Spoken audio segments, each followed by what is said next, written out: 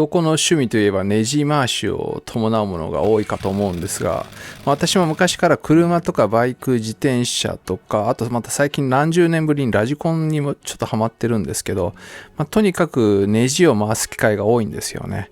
でもなんか手も疲れてくるんで、電動ドライバーを2種類ほど買ってみました。価格帯とか、あとちょっとトルクとか仕組みとかが違うので、直接的なライバルではないんですけど、買うとなるとちょっとこう悩ましい2台かなと思いましたので、この2機種をちょっと比較してみたいと思います。ボッシュの GO3 というものと、あとベッセルのデンドラボールプラスというものになります。夜な夜なネジを回している方とか、休日になるとネジを回したくなる方に参考にしていただけるような動画にしたいと思います。でまずはそれぞれの外観とか付属品、スペックなどを見てみたいと思います。で次に実際ちょっと使ってみて、こういった細かい作業とかよくありそうな DIY 的な用途だとどうなのか試してみます。でどのぐらいパワーがあるのかとかね、気になると思いますので、その辺もテストしてみたいと思います。あと実際にこう使い勝手、スイッチとかいろいろこう握り具合とか、その辺も確認してみたいと思います。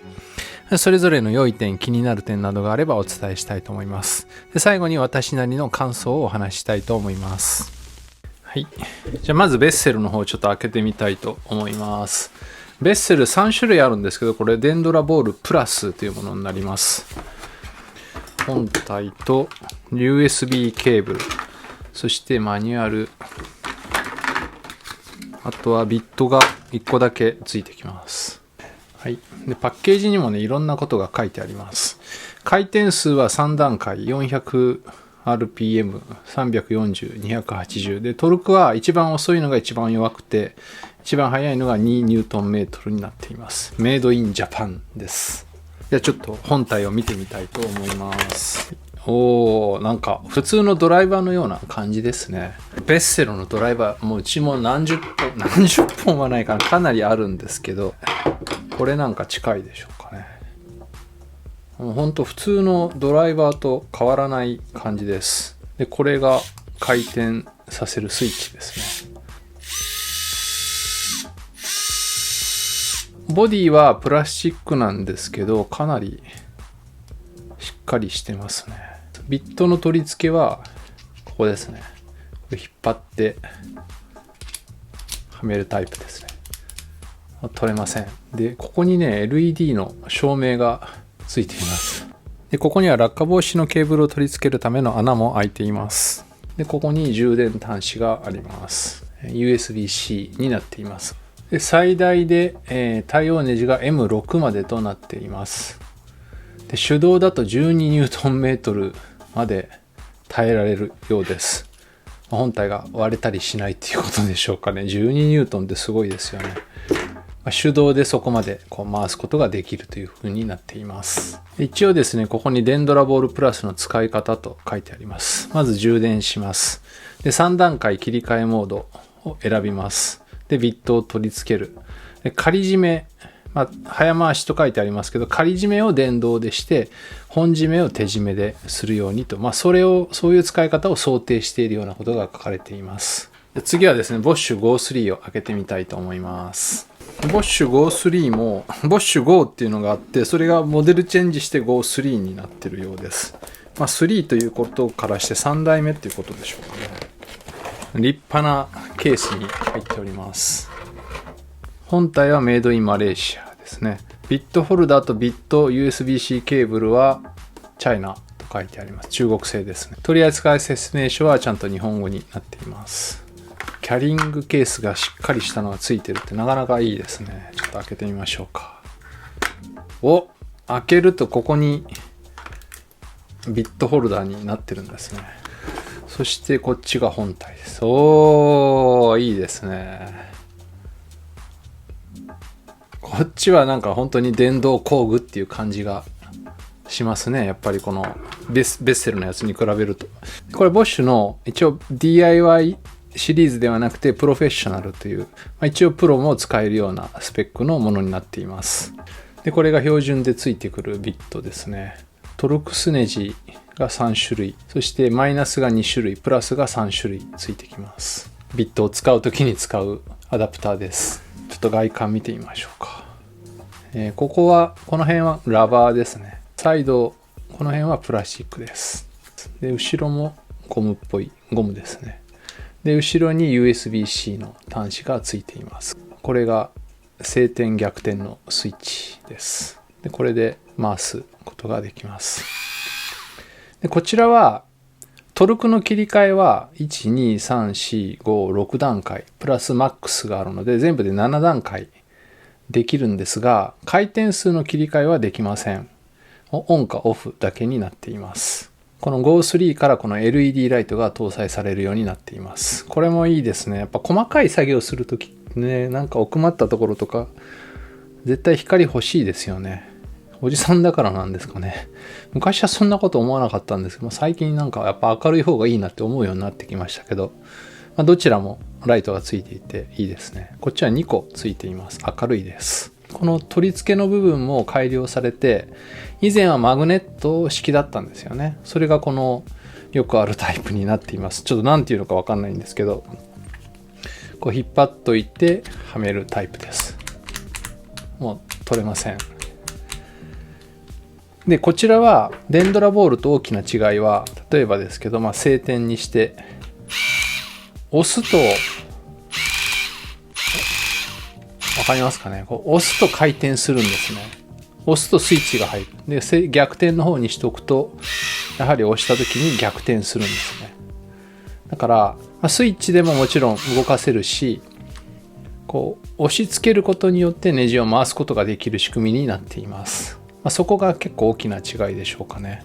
もちろんここ持って普通に回すこともできるんですけど、デンドラボールの方がより自然な感じで、ドライバーのようにして回せそうな感じがします。で、ネジって頻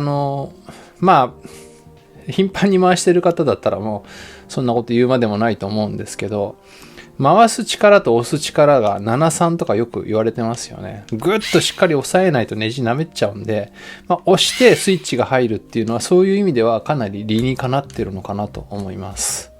で、なおかつ自分でこれスイッチでも回すことができますから、どちらの使い方もできるっていうことですね。で、スペック的な部分はボッシュ Go3 で、電圧は 3.6V で、回転数は360回転で、締め付けトルクは合成体締め付けトルクは 5Nm、弾性体締め付けトルクは 2.5Nm で、最大 5mm までとなっています。で、重さは 320g ですね。で、バッテリーに関しては 3.6V2Ah で、デンドラボールの方の使用表ですが、同じく電圧は 3.6V で、回転数は3段階切り替え式です。で、トルクも3段階です。回転数と、比例して強くなっていきます。重量 170g、半分ぐらいですね。スペック上ではそんな感じになっています。じゃあ実際にちょっといろいろ使ってみたいと思います。いろいろ用意しましたのでテストしてみたいと思いますが、ネジ、木ネジですね。 2.4、2.7、3.5、4.2 とかあります。4.2、75mm、 結構長い木ネジです。で、あとはですね、こういったボックスレンチ的な 8mm、10mm、12mm ってありますんで、なんか緩めるものでもあればちょっとやってみようと思います。ドリルもありますので、これでちょっと穴開けなんかもしてみたいと思います。まずはじゃあこのデンドラボールからテストしてみたいと思います。で、ちょっと木を用意したので、この木にねじ込んでみようと思います。木工なので、一番トルクのある点灯状態ですね。このモードでやってみたいと思います。一番細い 2.4mm。 ちょっとね、この木はねかなり硬いと思うんですよね。こっちはちょっと柔らかいんで、全然余裕ですね。木が割れて入っていくぐらい余裕でした。じゃあ次は 2.7。 ちょっと厳しくなってきましたかね。こっちの柔らかい方の、余裕です。 3.5 の 38mm という結構太くて長いネジです。ちょっとこれはもうあれですね、厳しいですね。柔らかい方だと、こっちはいけますね。でもいけますね。バッテリーが減りそうですけど、いけることはいけます。じゃあ次これです。この 4.2×75 というコーススレッドいってみます。やっぱちょっと硬いですね。柔らかい方だと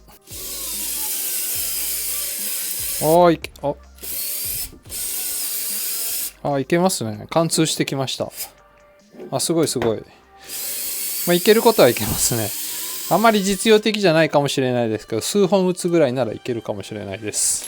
じゃあ次ちょっとドリルもいってみましょうか。あんまり細いのは余裕だと思うんで 4.3。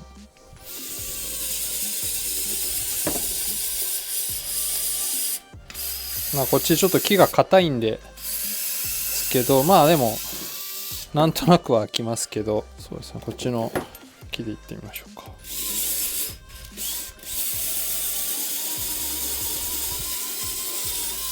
これはいけますね。柔らかい木なら、柔らかいっつっても木でもいろいろあると思うんですけど、そうですね、なんとなくいけそうです。10ミリのこれですね、木工用ドリルという、これでもいってみましょうか。これさすがに硬い方の木はちょっと難しいと、すぐ止まっちゃいますね、思うので。すごいすごい。でもちょっとやりすぎですかね。ちょっとやりすぎでしょうね。1.5 センチぐらいは掘れてますけど、1回や2回ならなんとか頑張ればいけるかもしれないですけど、そんな感じです。じゃあ次ボッシュ GO3 いってみたいと思います。 2.7 ミリからいってみたいと思います。余裕ですね。もういくらでもいっちゃいますね。マックスいってみましょうか。ちょっとやってみましょうか。怖いな。入るけど怖い。緩める方。緩みますね。パワフルです。次はこれで 3.5 の 38 ミリというちょっと長めのものです。どこまでいけるでしょうか。ちょっと下までいっちゃうと怖いんで、こっちでやってみようと思います。いきます。すごい。ちょっとトルク強すぎです。もうちょっと一番弱いの2番3番4番ぐらいで、このぐらいでいってみた。止まります。このぐらいでしょうかね。でも余裕でいきますね。すごい。手でさらにここから増し締めっていうのは、ここを回転しない方にセットしてから増し締めすることができるという感じでしょうかね。なぜならこう入ってると回っちゃうので、押し回しができない。緩める方をちょっとやってみましょう。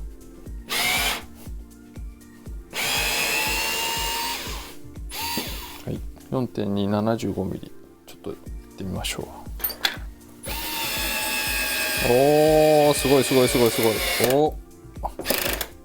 マックスの1個手前でやってみましょうか。すごい。下からね出ちゃう。危ない。机がやられる。むちゃくちゃパワフルですね。しっかり握ってないと今度こっちが手の方が回っちゃいますね。この辺でいってみましょうか。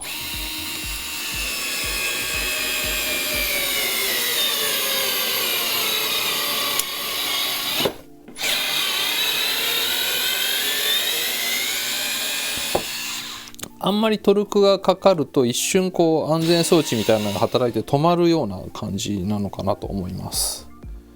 でもいけますね。こっちの方がちょっと回転が遅いので、トルクはあるけど回転が遅いという感じなので、ゆっくり落ち着いて作業ができる感じもします。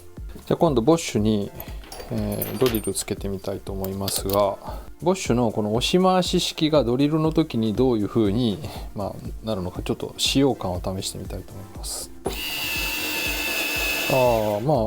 普通かな。余裕なんでちょっと太いので、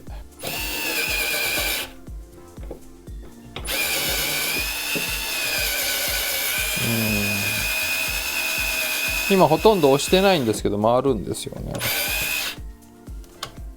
貫通しました。で抜く時はドリルはやっぱここスイッチでやらないと、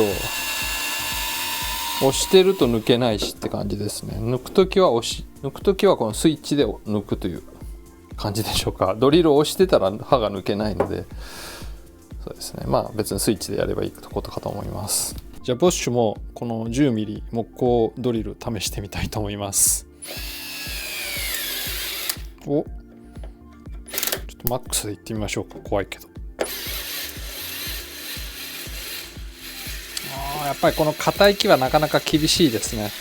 おー、すごい止まらないこのぐらいは開きましたけど、ちょっと貫通させるのは厳しいですね。実用的じゃない感じがします。でこの柔らかい方いってみましょうか。これはまあ余裕でしょうね。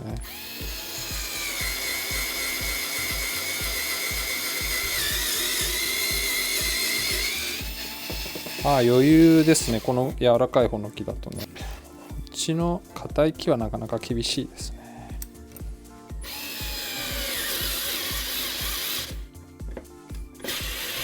マックスでもなんか多分安全装置が働いて止まっちゃいますね。でもいったすごい。抜くときはやっぱりこう逆転してこのスイッチでやらないと抜くの難しいですね。いや結構いけますね。パワーあります。ボッシュ53で木材に関してはこのぐらいにしといて、ちょっと別のものを試してみようかと思います。じゃ次にですね、ちょっと細かい作業をしてみたいと思います。ラジコンなんですけど、かなりネジが細かいんですけど、その中でも細かいネジがいろいろありますので、ちょっとこの辺で試してみたいと思います。タイヤの外し具合やってみましょう。ちょっとオーバースペックですね。じゃあ後輪はデンドラボールでいってみたいと思います。一番弱いトルクで外してみましょうか。外れますね。キュッと締め込む。そうですね。ちょっと縮めするぐらいですかね。でちょっと緩めてキュッとやれば一番弱いトルクでも外れます。ちょっとじゃあこのタイヤのこのビードを止めてる細いネジがあるんですけど、これをちょっと緩めたり締めたりしてみたいと思います。ボッシュ53からやってみましょうか。で緩める。ちょっと怖いので一番弱いぐらい。緩める方はいいとは思うんですけど、ちょっとじゃあ緩める方をやってみたいと思いますが、緩めるときは一番弱いのじゃない。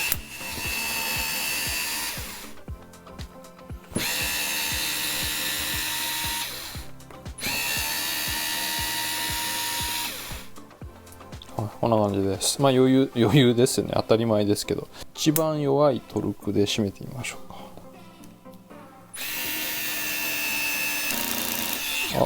いいですね。もう一個上だろ。このぐらいでしょうかね。ネジ穴がプラスチックなんでダメになるか、ネジが舐めるかしちゃうと思うので、あんまりトルクが強いとね。最初トルクどのぐらいかわからないときはちょっとこう軽めに握って手の中で空回りするぐらいにしといた方が安全かもしれないです。取り付けてみたいと思います。取り付けもね、最初はちょっと手でやってこのぐらいでしょうかね。手でギュッと締めた感じぐらい、この2番目ぐらいでいっています。で今度ちょっとデンドラボールの方で試してみようと思います。かなりネジが細いのでやっぱり一番弱いトルクでやってみようと思います。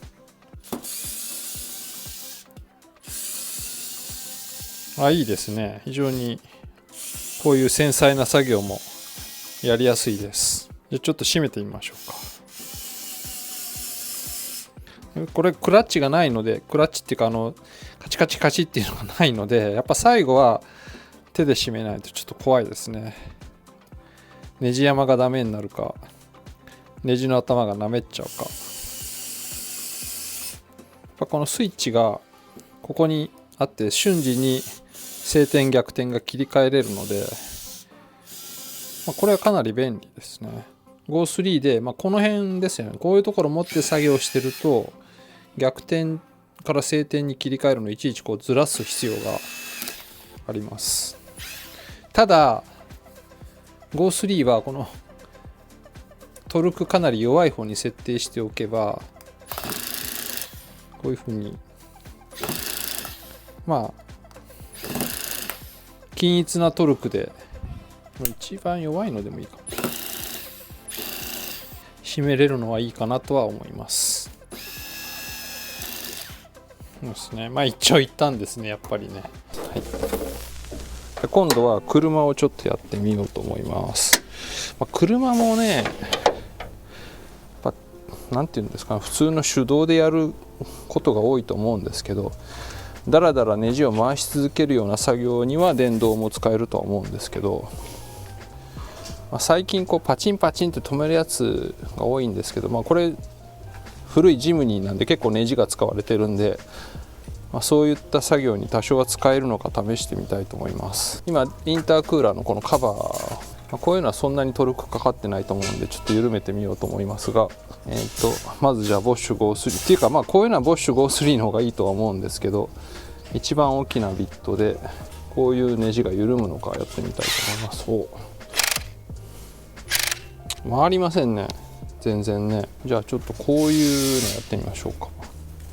じゃあ 8mm ちょっと緩めてみましょうか。こういうのはちょっと無理ですね。ちょっと手で緩めといて、あとはぐるぐるっと回すとか、そういう感じでしょうかね。ちょっと手で緩めてみましょうか。こういう用途なんですかね。車ってそんなに長いネジをダラダラ回すってことがあんまりないので、手で緩めといて、そうですね、こういうの同じネジを何回も何回もぐるぐる回さないといけないんで、こういうのがあったら早いことは早いかもしれないですね。最後はちょっと手で締めないとやっぱり本格的には締められないでしょうかね。このネジとかちょっとやってみましょうか。ネジっていうかボルトですけど 10mm ですね。これはね 10mm で一旦ちょっと手で回せるけど中が壊れそうで怖いですね。もちろん電動では回らないですね。やっぱり一旦手で緩めといてやる必要がありそうですね。こことかとこれはいけましたね。こういうのも最初は手で締めて、でって感じでしょうかね。車は意外に使えるところが少なそうですね。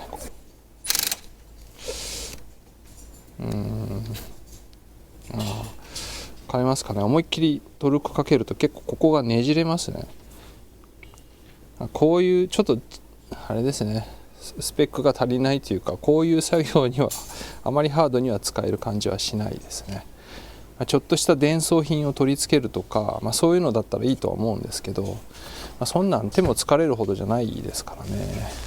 今度はこういうちょっとスイッチパネルとか交換とかすることもあるかと思うので、こういう作業どうかっていうのをちょっとやってみたいと思いますが、こういうのは電ドラボールの方がいいかもしれないですね。ちょっとやってみましょ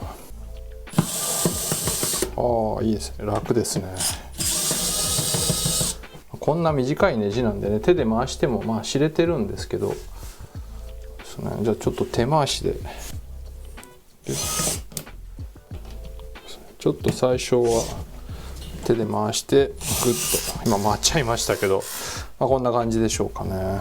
非常に作業しやすいですね、電ドラボール。じゃあボッシュ GO3 だとどうかちょっとやってみようと思います。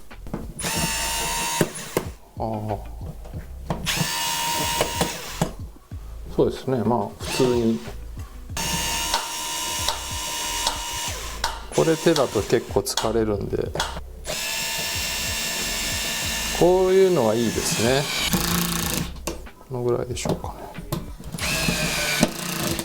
決まった作業、同じことをずっと繰り返すようなのはやっぱり電動いいですね。単発でしょっちゅうネジの長さとか太さが変わったりするビットを変えないといけないとかだと、もう手でやった方が早いかもしれないですね。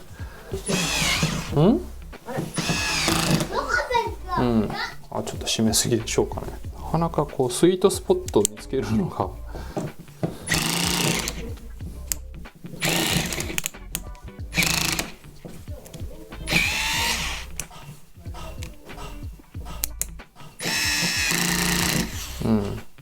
こんな感じでしょうかね。最後ちょっと自転車も試してみようと思うんですけど、自転車もねかなりネジがいっぱい使われてはいるんですけど、結構なトルクで締まってるし、トルク管理もそれなりに重要かと思うので、どのぐらい使えるのかちょっとやってみようと思います。例えばですけど、こういうねキャリアとかつけるようなネジとかどうでもいいって言ったらあれですけど、そんなに厳密じゃないと思うんで、でもやっぱちょっと怖いんで手で、そうですね、ちょっと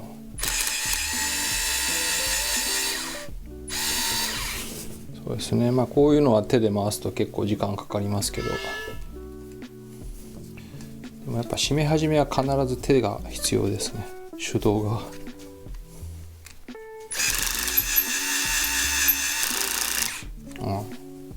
こういうところはね結構厳密に細かい精密に作業する必要があるんで、多分手動の方がいいですね。ここもそうですよね。そうやって考えるとそんなにないんですよね。全然緩まない。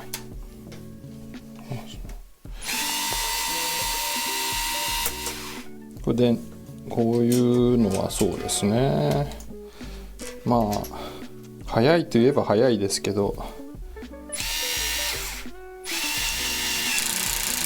いろんなサイズのネジが使われていて、いちいちこうビットの交換をしないといけないとかもあるし、トルクも結構そのネジごとによって違うし、どのぐらい締まってるかっていうのも重要なんで、結局最後は手で確かめないといけないとかなるんで、正直自転車はあんまり自転車に対してはあんまり使い勝手が良くないような気がします。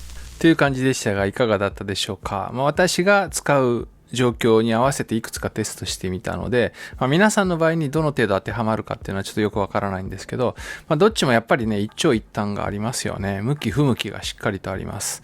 まずこのデンドラボールの方なんですが、やっぱりそれほどトルクがないので、最初お見せしたような木工作業とかにはねあまり向いてないかなと思います。小さいネジだったらいいんですけどね、太いネジになるともう全然入っていきませんでした。で本体も握りやすいですし軽いので、細かい普通のラジコン作るようなそういう作業は繊細にできるかなと思いますけど、ただ一番弱いトルクにしても結構トルクがあるので、最後までそれで締め込んじゃうと相手のネジ山がもうダメになっちゃう可能性もありますよね。でやっぱりパッケージに書いてあるように最初と最後は手で締めて、その中間部分を電気で早回しするという使い方になってくるのかなと思います。そのために握りやすいグリップもねしっかりとついてますよね。そういう使い方であれば非常にいいものかなと思います。で手で締め込んでグッて力かけたりしても本体がねじれたりとかパカパカしたりするってこともなくて、非常に剛性感があるので、その辺も非常に良かったです。でボッシュ53の方は、最大トルクが結構ありますので、お見せしたように太い木ネジなんかもグイグイ入ってきますので、ある程度そういった木工作業とかもね使えるんじゃないかなと思います。でこのクラッチというかこのトルク調整の部分なんですけど、結構細かく調整できます。で一番弱いのにするとデンドラボールの一番弱いトルクよりもはるかに弱い力でカチカチカチってクラッチが働いてネジ回しがストップしますので、結構そこが安心でしたね。ラジコンのタイヤの非常に細いネジを締めるような時でも安心して最後まで締め込むことができました。そのスイートスポットを見つける、トルクのスイートスポットを見つける作業が最初必要になると思うんで、一番弱いのから試していけばいいかと思うんですけど、意外にそこは安心して使うことができるなと感じました。でこの押し込んでスイッチが入るっていう機構も使う前は非常に便利そうだなと思ったんですけど、実際使ってみるとちょっとした力でね結構回っちゃうんですよね。なのでネジの位置合わせをしている時とかにも回り始めてしまったりするので、一長一短があるなっていうのが正直なところでしょうか。押し込んでこの自動で回るっていう機能がオンオフできたらさらにね素晴らしいドライバーになると思いました。デンドラボールはそういった機構がないので、あくまでこの親指のところでスイッチでこう動かすので、非常にコントロールはしやすいと感じました。で、途中でも言いましたけど、晴天とか逆転を頻繁にこう繰り返すような場合は、ボッシュ GO3 の場合は後ろにスイッチがあるので、ちょっと一手間増える感じではあります。デンドラボールはね、この親指の指先、もうほんと数ミリ動かすだけでこう、晴天逆転できるので、そこは非常にやりやすかったですね。いずれにしても同じ作業を頻繁に繰り返すような場合、それって結構仕事かなとは思うんですけど、そういう場合は非常に効率が良くなるとは思うんですけど、自転車の時ちょっと話しましたけど、いろんなネジのサイズがあって、それぞれトルクも違うし、いろいろ気を使うことがあるような場合、ネジもそんなに長くないとか、そういう場合は無理して使わなくても、そんなにこれ使ったからといってこう、効率が上がるような感じはしませんでした。むしろ使い慣れたハンドツールの方がいいかなと感じましたね。で、価格に関しては GO3 とデンドラボールプラス 2.5 倍ぐらい値段差があるかなと思うんですけど、GO3 の方はビットも入ってますし、こういうしっかりとしたケースもついてるので、これでほぼ完成してますけど、デンドラボールプラスの方は自分でビットを買い揃えたり、ケースが必要ならケースを買うとかしていくので、もうちょっと費用がドライバー本体よりももうちょっとかかるかなとは思います。あくまで素人の趣味レベルの比較だったので、そういう目線で、そういうレベルで参考にしていただければ嬉しいです。ということで今回はデンドラボールプラスとボッシュ GO3 という電動ドライバーの比較動画でした。ではまた次の動画でお会いしましょう。さようなら。